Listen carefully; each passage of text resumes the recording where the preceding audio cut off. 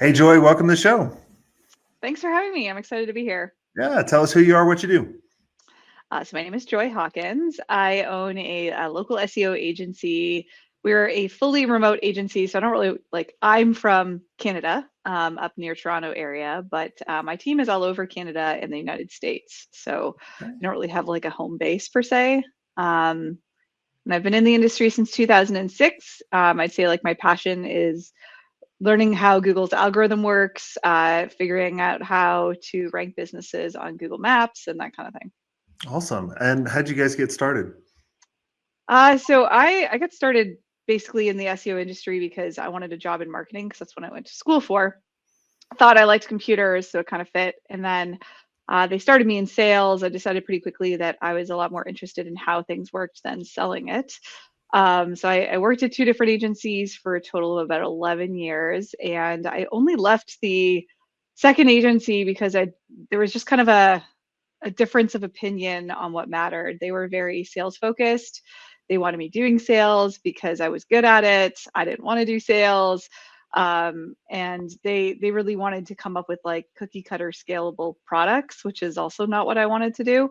So I decided there was a lot of turnover when I left there, and I was like, let me just try consulting on the side and see how that goes. And I was like, it'll just be me and maybe one other person, and we'll just see how it goes. And if I don't get a few clients pretty quickly, I had some cash kind of saved away, and I was like, I'll be okay, and then I'll go find like another job if it doesn't work out.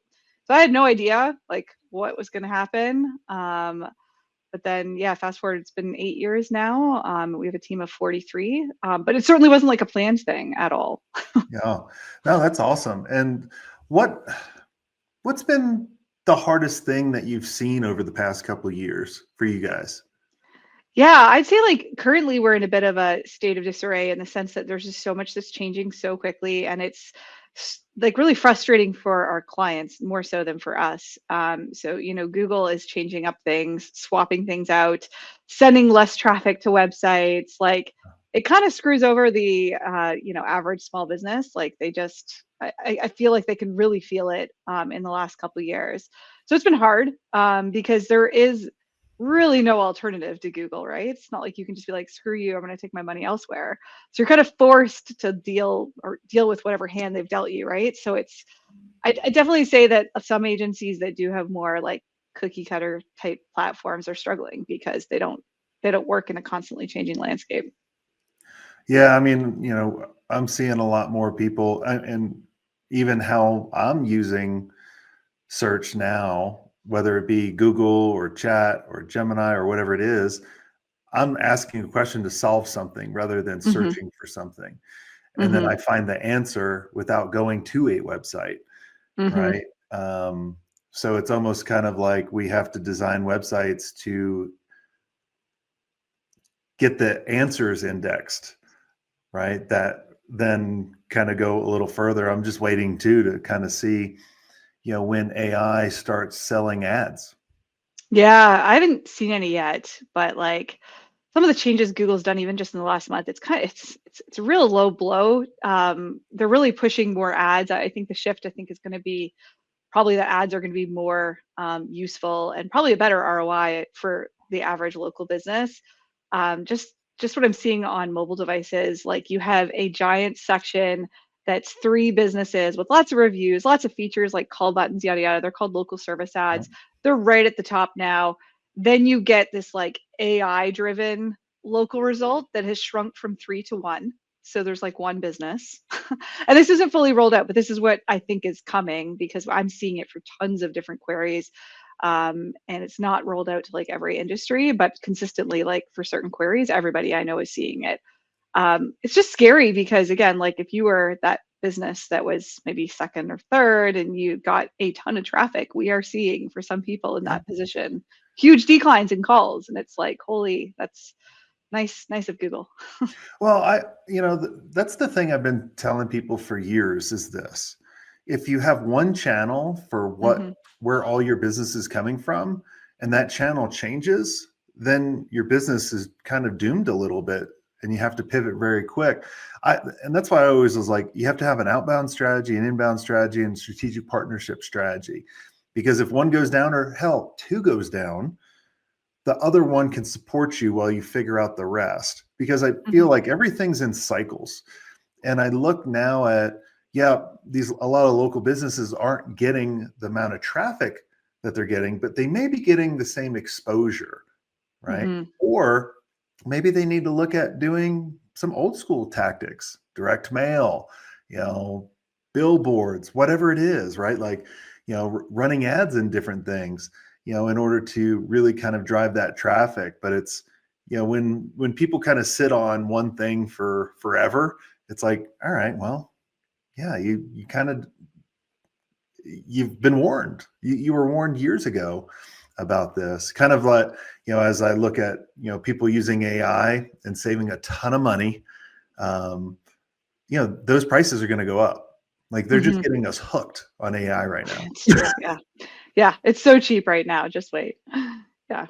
Yeah, because they're probably losing money if you think about it. Like, I saw some article about, um, what was it? Google trying to build like a couple $1 billion data center, Hmm. right? Like, really? Like, just the data center. And then you think about all that electricity and all the water and all that stuff that just goes into that just to probably power some little small part of Google. Mhm. Yeah, I don't think Google's going anywhere. I'm not in the camp that thinks that even like, other AI platforms can do what Google can do. Like they're fairly bad at Yeah. information retrieval, which is kind of what you need when you're researching the best business. You need to see Yeah. things like reviews and all of that data that Google has from Google Maps. Like, good luck competing with that. So Yeah. honestly, like they know every single business you call, every single business you visit. Um, Yeah. I don't know how any other person would be able to compete on with that. So I think local SEO is fairly safe from that. But I think they're just trying to squeeze as much as they can out of people to make them pay. Whereas, like, you know, businesses have been getting a lot of quote unquote free traffic from Google for a very long time, and some of them have gotten a bit greedy. So like, it's a harsh reality when Google just yanks that away. But I'm not the least bit surprised. Like, uh, Yeah. you know, they're not your friend. They're there to make money. Exactly. Yeah. I Yeah. mean, and last week I was on the show. I was talking to Kasim, and he was saying how it's amazing how, like, OpenAI will come out with ChatGPT, and then a week later, Google roll out Gemini. So Hmm. they're kind of just sitting back waiting, and I think it's more of a legal thing. It's like, all right, you go through the wall first. You're the bloodiest. We're going to see what kind of regulations people put on you, and then we'll just roll it out. And Maybe. it's pretty slick. Yeah. Yeah. No, not. I thought they were kind of scrambling with the AI thing to try and respond, but maybe that's a valid theory. Yeah, it's just like, all right, you guys go first. You kind of see all these video engines powered by AI, and then a couple weeks later, maybe a month later, Google rolls out theirs, and it's like significantly better. Hmm. Uh, it's it's just like Apple, right? Like, Apple didn't invent the MP3 player. They didn't invent the mobile device. They just made it all better. And Hmm. it's a smart play when you think about it for the long run. But yeah, what now you've gotten to, a multi-million dollar business, and you're virtual, which, there's always and I always tell everybody listening to the show, there's 1,000 different ways to grow Hmm. an agency. That's the amazing part. Why did you guys do it virtually? Yeah, I think it was just cost savings initially, and I had saw no reason for an office. I'd been working from home already for my last job, so I kind of like the flexibility it gives you. I have three kids. I mean, not having a commute is life changing. So didn't want to go back to that. So maybe that was selfish motives. I don't know. But then, obviously, there would be a benefit for my team as well. And most of my first employees that I hired were all people I'd worked with previously, because the job I actually left, they ended up closing down like a year after I left, and so they lost a lot of people. So I hired some of them, which is great, and I'd already worked with them, so it was like no need to have an office. And then we're not really near each other, so like I don't want to make them drive like an hour and a half to work. So yeah, just kind of. And then the states, when we decided to expand to the states, it was kind of just a strategic move on my part to make sure I could hire the people I wanted to hire and be as picky as I wanted to be. because obviously the talent pool in the United States is much larger than Canada since the population is larger. Mhm. So I just wanted to be able to hire, if I had an American that was really great at and passionate about local SEO, I wanted to be able to go hire them. Okay. How often do you get the team together?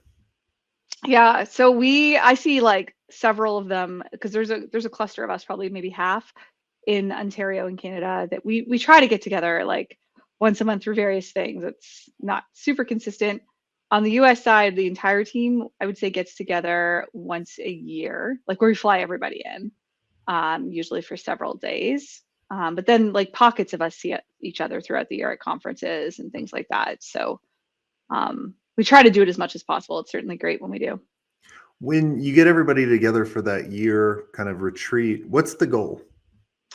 Yeah, I think just relationship building because I genuinely like the people I work with. Some of them I'm friends with, and I know that's dangerous, but like my two VPs are probably like one of my best friends. Like they know me better than anyone else, and like probably spend more time with me than most people. And that has its pros and cons, but I say mostly pros. So we have a lot of that here. Like a lot of people are like kind of family. So the goal is just to really kind of strengthen that. Um, and it's been we actually just did it for the first time last year where we flew everybody. Sorry, 2 years. We've done 2 years now. So our next one will be in the spring. Gotcha. But Great. everyone was just like, it's amazing. So yeah.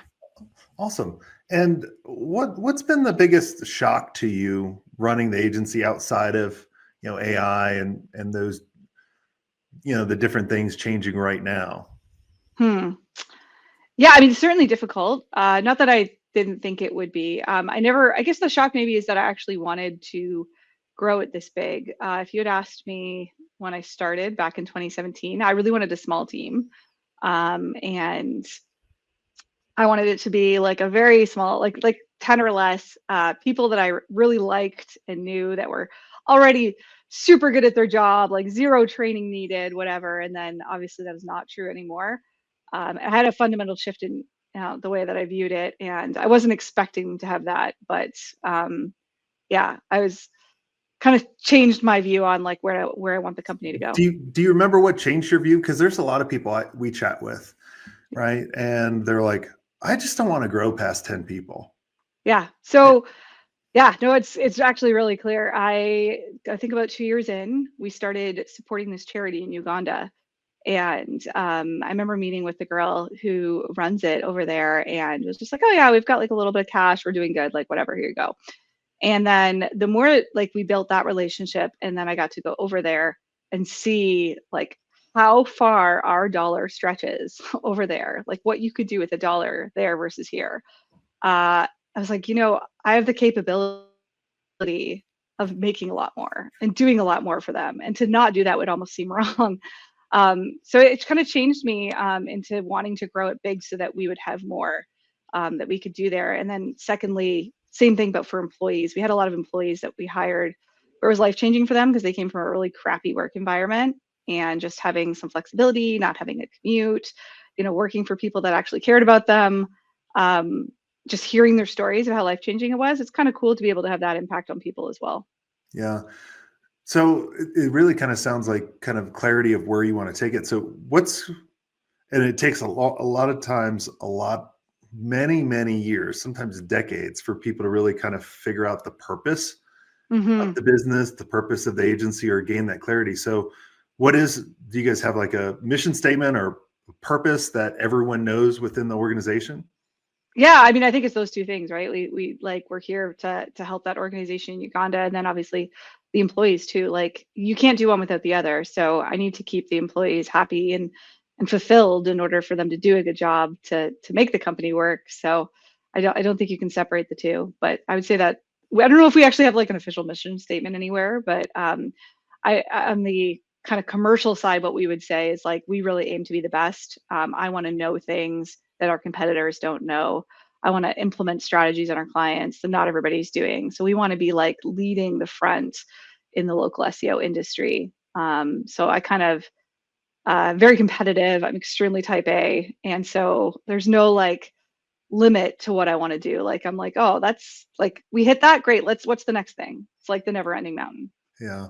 Yeah. Cause I always see people, they're like, And I think, and maybe talk a little bit about this, because people think they're at 10 people for the agency. So you got to kind of go back in time a little bit and be like, man, I'm working all the time. I'm probably making less than, I'm not having as much fun. So that's a lot of times why people don't want to grow to, 40 people. Like I think you're at 43, you were saying. They'll be like, well, that's 4 times the amount of pain that I have. What was the number of employees that you started having to work less or a little bit less stress on those initial things? So I don't actually think I ever overworked, which is really, I'm sure, rare or uncommon. Like I always set a boundary. When I overworked was early in my career when I was actually working for other people. So I was working all the time before I had kids, like nights, weekends, like, and because I loved it, I was just always on my computer all the time.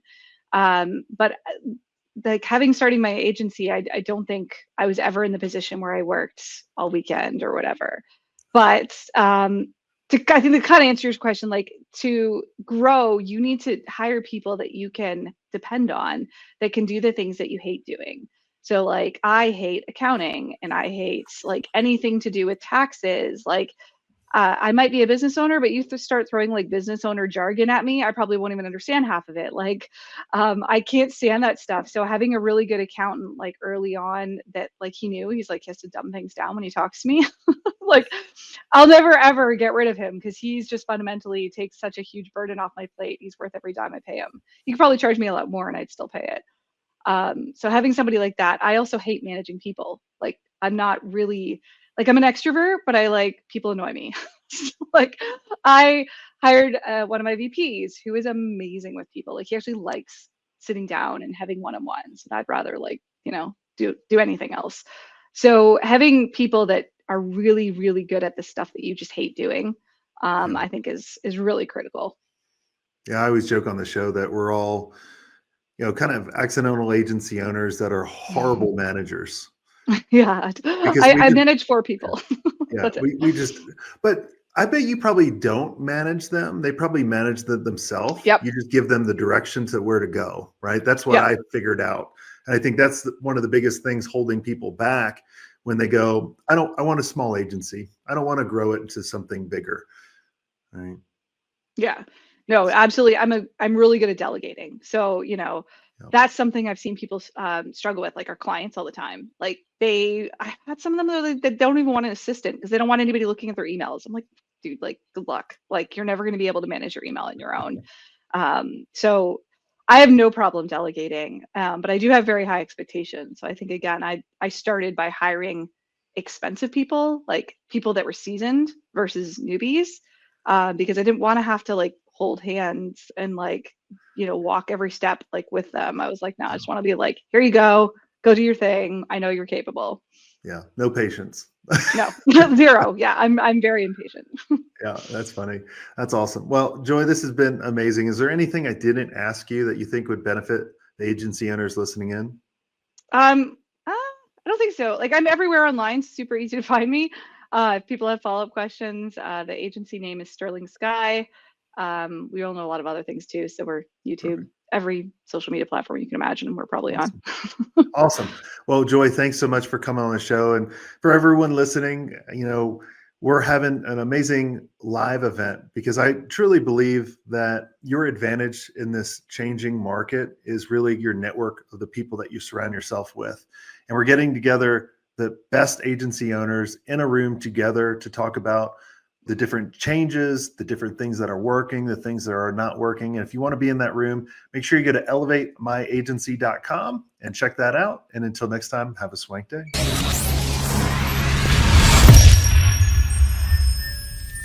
I hope you enjoyed this content. If you want more content like this, make sure you click on the link on the screen or check out your most popular podcast platform where the full episode is there. And until next time, have a swank day. What are you doing? Go check it out. Click on the link. I'll see you soon.